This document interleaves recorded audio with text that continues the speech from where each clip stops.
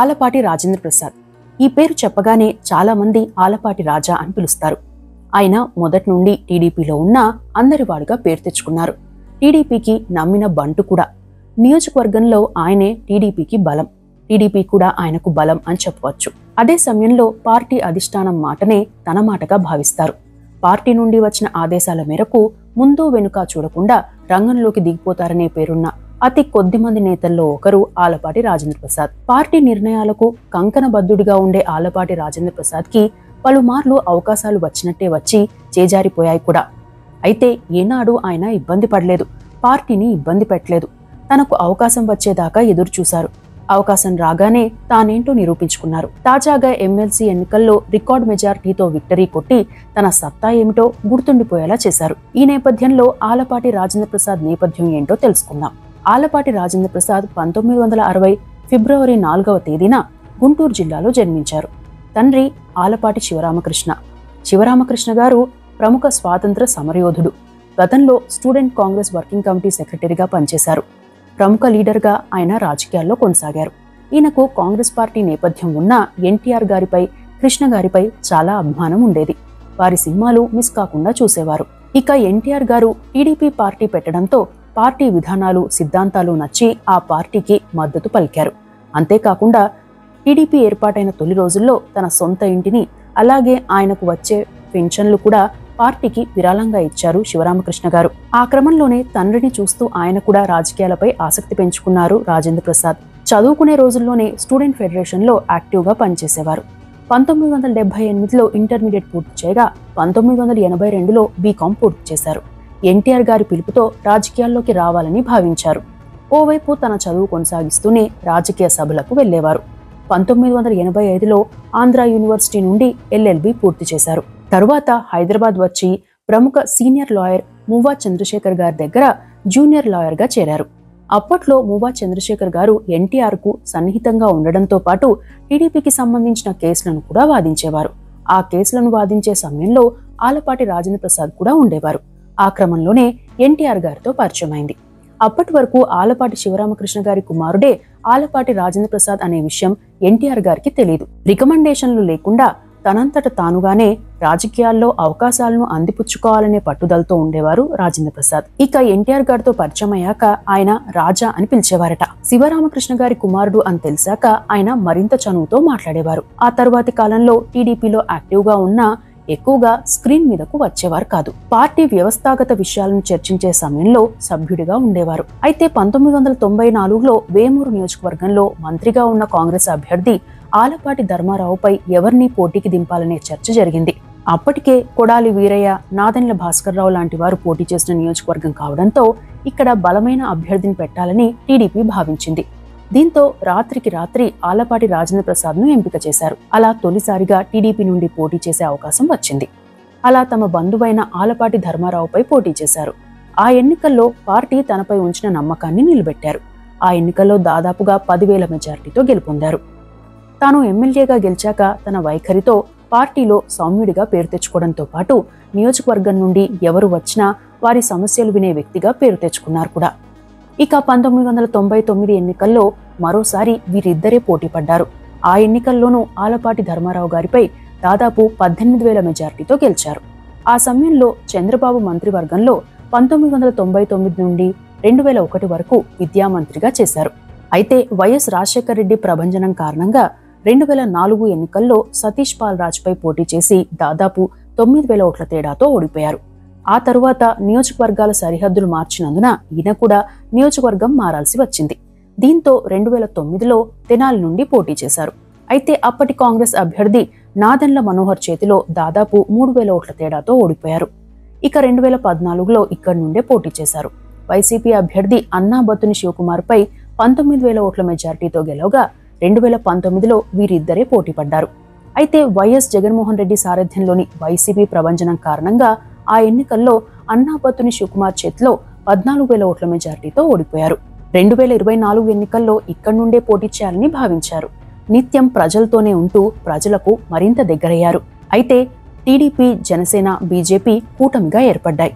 దీంతో జనసేనలో కీలకంగా ఉన్న నాదెండ్ల మనోహర్కు ఈ సీటును త్యాగం చేయాల్సి వచ్చింది.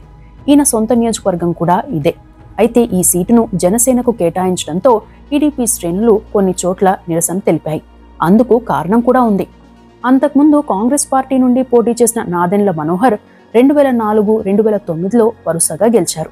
2009లో నాదెండ్ల వర్సెస్ ఆలపాటి మధ్య పోటీ ఉంటే నాదెండ్ల మనోహర్ గెలిచారు. అయితే 2014లో నాదెండ్ల మనోహర్ కాంగ్రెస్ పార్టీ నుండి పోటీ చేస్తే ఈయనకు 14,000 ఓట్లు మాత్రమే వచ్చాయి. రాష్ట్ర విభజన సమయం కావడంతో కాంగ్రెస్ పార్టీపై వ్యతిరేకత ఇందుకు కారణమని చెబుతారు. 2019లో జనసేన నుండి పోటీ చేస్తే 29,000 ఓట్లే వచ్చాయి.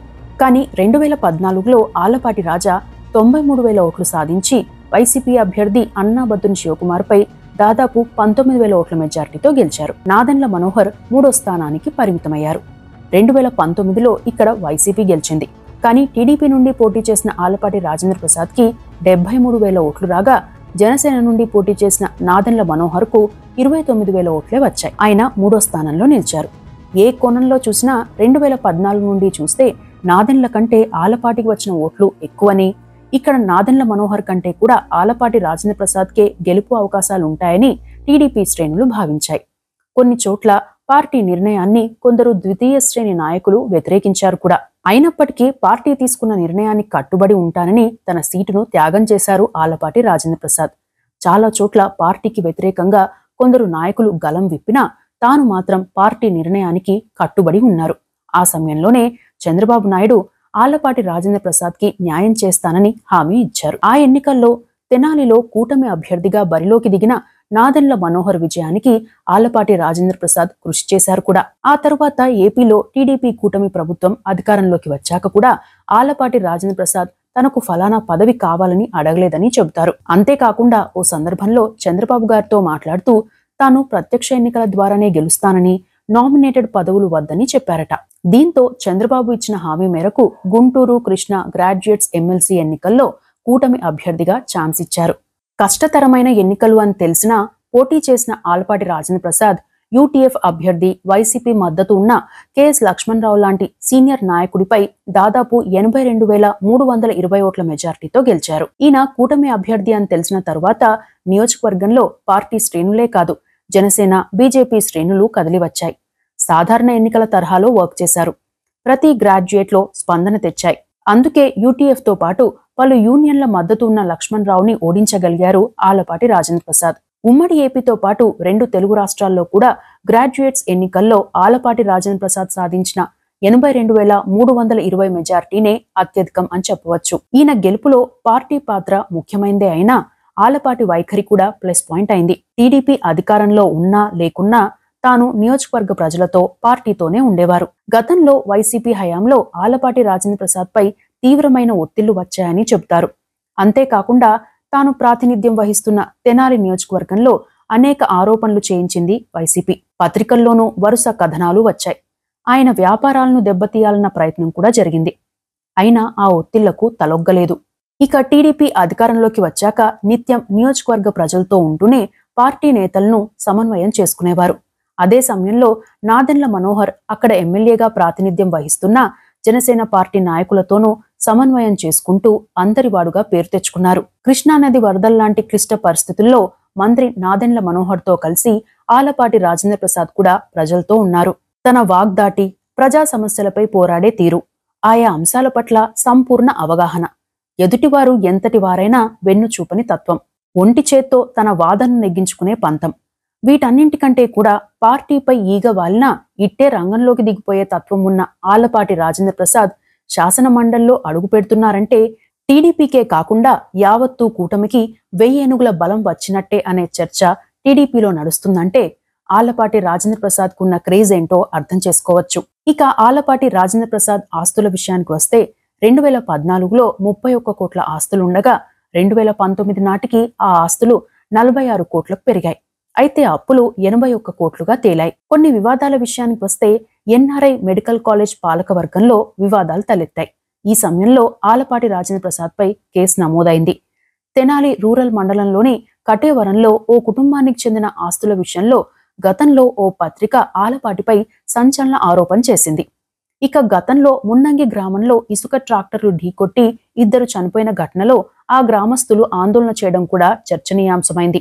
ఇక ఆలపాటి రాజేంద్ర ప్రసాద్ ఫ్యామిలీ విషయానికి వస్తే భార్య పేరు మాధవి. వీరికి 2 కుమార్తెలు. పేరు అనూహ్య, అమూల్య.